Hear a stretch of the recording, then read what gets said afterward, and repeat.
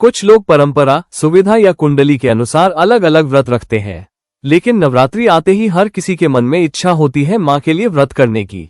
तभी सबसे बड़ा सवाल आता है, क्या पूरे 9 दिन का व्रत रखें, चढ़ता उतरता व्रत करें या सिर्फ किसी एक दिन का?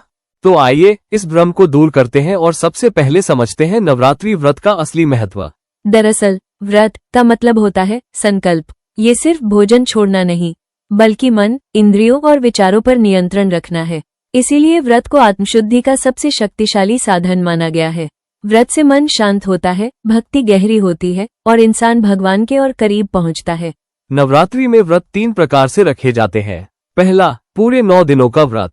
दूसरा, चढ़ता उतरता व्रत। और तीसरा, केवल अष्टमी या नवमी का व्रत। अगर आप शारीरिक रूप से स्वस्थ हैं और पूरी श्रद्धा व नियमों के साथ साधना कर सकते हैं, तो 9 दिन का व्रत आपके लिए सबसे उत्तम है, क्योंकि यह पूर्ण साधना मानी जाती है। लेकिन अगर आपका लाइफस्टाइल बिजी है या 9 दिन का व्रत कठिन लगता है, तो आप चढ़ता उतरता व्रत रख सकते हैं, यानी पहले दिन और अष्टमी या नवमी। और अगर आपकी हेल्थ साथ नहीं देती या आप पहली बार व्रत कर रहे हैं, तो आप अष्टमी या नवमी में से किसी एक दिन व्रत कर सकते हैं, क्योंकि आध्यात्मिक रूप से ये दोनों दिन सबसे अधिक शक्तिशाली माने जाते हैं। याद रखिए, व्रत आपकी क्षमता, स्वास्थ्य और कर्म के अनुसार होना चाहिए। भक्ति में मजबूरी नहीं, संतुलन और श्रद्धा होनी चाहिए। व्रत की महानता उसकी अवधि में नहीं, बल्कि आपकी श्रद्धा और नियत में होती है।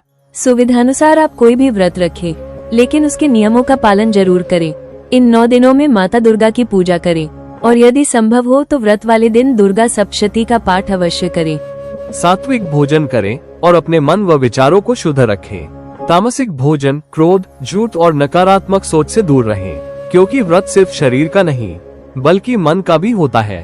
अगर किसी कारण से आप व्रत नहीं रख पाते हैं, तो अपने मन में कभी भी नकारात्मकता मत आने दीजिए। याद रखिए, माँ भावना देखती है, नियम नहीं। अगर आप सच्चे मन से रोज माँ की मानसिक पूजा भी करते हैं, तो भी उनका आशीर्वाद आपको जरूर प्राप्त होगा, क्योंकि माँ कभी भी अपने बच्चों से रूठती नहीं है। प्रेम से बोलिए, जय माता दी। जय माता दी। आशीर्वादम परिवार के साथ हमारे अगले भाग में जानिए वो 7 ऐसी गलतियाँ जो नवरात्रि में भूलकर भी नहीं करनी चाहिए।